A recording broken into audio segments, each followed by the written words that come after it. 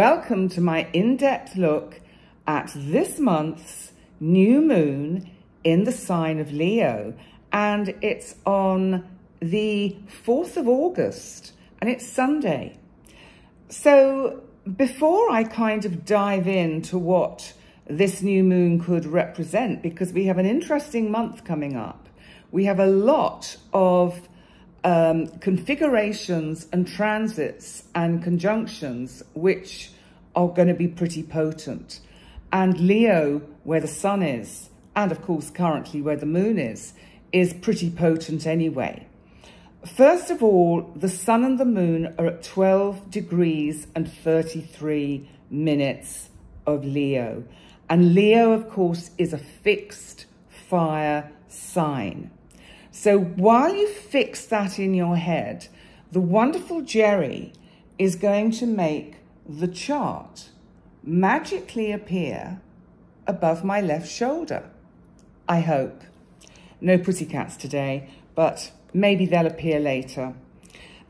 So first of all, I want to talk about an upcoming transit which is moving towards, it means it's applying to make a sextile, which is a helpful aspect to this new moon. So I'm going to take us to the sign of Gemini. Now, Gemini is about thought, thinking, speech, communication. Gemini is an air sign and mutable. That means it brings some flexibility into any new beginnings that may be being initiated by this new moon. But Jupiter and Mars, who are currently in the sign of Gemini, Jupiter, remember, is our planet of expansion, of luck and opportunity. Now in Gemini, of course, it can push us a little bit towards staying too much in the mind and overthinking.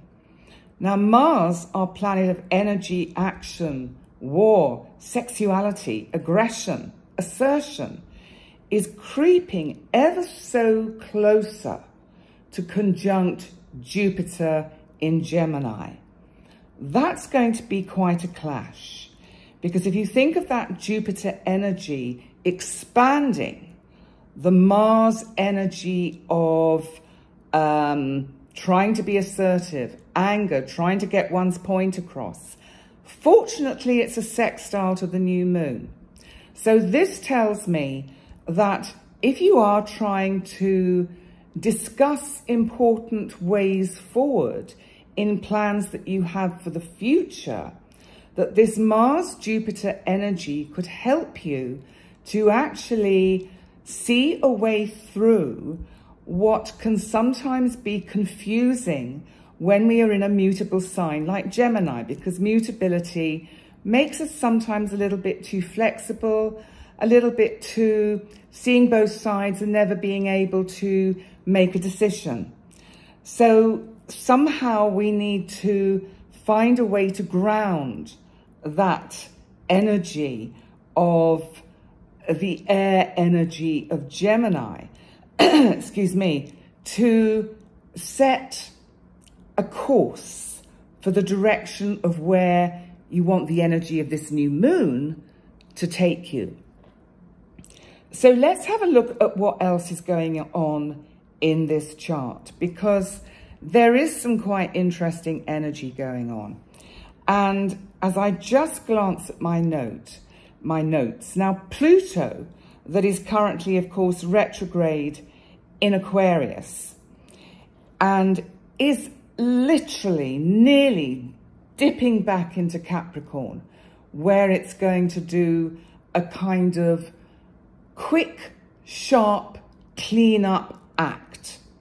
Now let's go back to where we came in, because the new moon is in the 10th house of this event chart in universal time.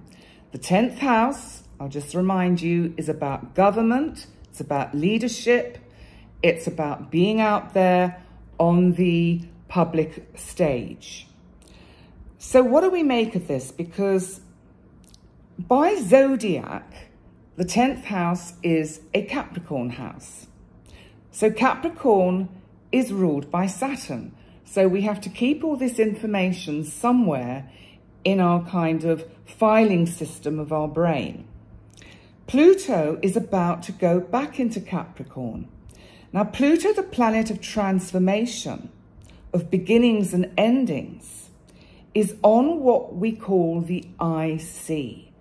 This is about massive changes to do with where we live. Now, this could be one's country. This could be one's home. This could be to do with family. So we now need to keep that somewhere in our mind. So this Pluto is making a sextile, which, as I've said before, is a helpful aspect to retrograde Neptune in Pisces. Now, Neptune, of course, brings in this element of confusion, of mists and just not seeing things very clearly. Pisces, again, is mutable energy. Pluto is still in Aquarius, which is fixed and air. So still, we're not getting any earth groundedness into this new moon for initiating and taking us forward on the plans we have. So what I feel is the overall energy of this new moon is that in some ways we will find there may be a lot of discussion. That Mars-Jupiter getting closer and closer could see heated discussions, excited discussions about the future that one wants to unfold for oneself, one wants to manifest for oneself. But somehow there's a sense with this new moon of things going round and round in circles and then back to the beginning. So I feel what you have to kind of bring in to the energy of this new moon is some earthy qualities. So then I look around the chart and I think, well, where can I find earth? Okay, I can find it in Saturn that is in Pisces, but Saturn rules Capricorn. Therefore, Saturn is ruled by an earth sign and rules an earth sign. Now, Saturn is coming up to making a very important and challenging transit that we're going to have with us off and on for quite a long time. And it's coming up to make a square from Pisces. Remember, Saturn is currently retrograde in Pisces, mutable energy. We're going this way, that way, round in circles, not sure which way we're going. Saturn is trying to put some structure into the ideas that you're formulating. It's also trying to slow down by this square that Jupiter and Mars energy that wants to rush ahead. We've got the ideas, we know what we're doing, let's just arrange it and do it. What Saturn is saying here is slow down. It doesn't mean that the ideas and plans that you're coming up with around the energy of this new moon can't be executed. It just means that it's all about timing.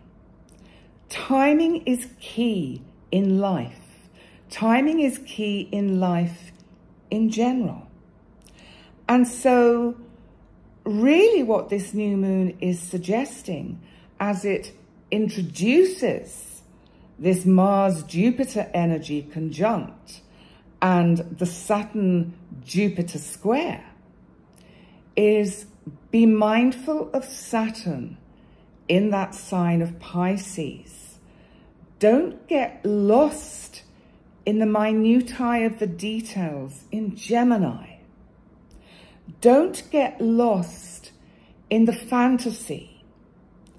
Allow yourself to have flexibility in the plans or the manifestations that you want to manifest, but don't actually be too fixed, which is interesting because if we then go back to Pluto, that is in Aquarius, Aquarius is fixed, but it's air. So it's taking us, it's lifting us up into a higher energy and vibration.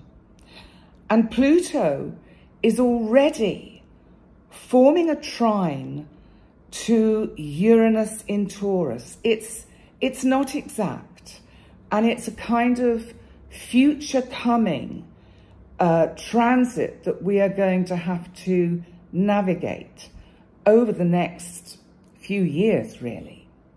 Uranus, remember, in Taurus, so we've got some earth there, some fixed earth, bringing in that energy. Uranus, though, is about surprises, twists and turns and the unexpected. And this brings me back to where the new moon is. Because it may be that the best laid plans are not able to be executed yet. Uranus is conjunct Algol, which is about execution. It's a fixed star and it represents losing one's head. Don't lose your head about the ideas that you've got.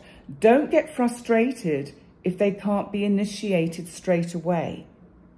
There are bigger things going on the planet that are going to dictate what and how you manifest your personal dreams. The planetary events that I feel could unfold through August and into September and October, I'll take that as far as November, really could have a huge bearing on how you unfold your own personal plans. So be prepared for other things to come in and make you have to rethink what you're doing, how you're doing it, and the price that it's going to cost. And that's not necessarily monetary. There's a lot to think about and there's a lot to be aware about with this new moon. Now, at this point, I'm going to ask the lovely Jerry to magically remove our chart in case there was a pussycat hiding behind it, but there's not. What can I do? Sometimes they just won't perform to order. But anyway, those are my my sensing, my feeling about this new moon in Leo. It is kind of opening the way for where we are moving towards. The ascendant, interestingly, of this chart is Scorpio, which of course is a water sign. It's deep, it's fixed. And the part of fortune lies on the ascendant of this chart. The part of fortune is fortunate. So just remember, the delays that may happen are fortunate. And they are, as we can say, the cosmos giving you a course direction. We have to remember to get out of our minds and get out of our own way and allow the divine and the cosmos to navigate the way we go. And never forget that the divine has our back. On that note, thank you so much for joining me for this new moon in Leo on Sunday, the 4th of August. I will be back with more Astro Bites over the next few days. And I'm quite enjoying sitting here for a few days. I get more of the air conditioning, getting a little bit of, just different energy. It's good not to keep things too fixed. And I'm quite fixed with my Leo ascendant and my Taurus ascendant, my Taurus sun. So I'm trying to pull in a little bit of that Pisces mutability where my moon is, to give myself a little bit of flexibility so that I fully am able to work with these new moon energies and allow myself to not be too fixed in my ideas about how my future may unfold or manifest. So please do the same.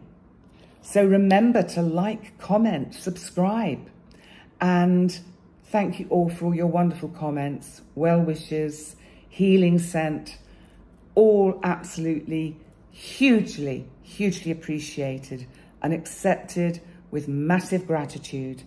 On that note, I'm going to go. Bye for now.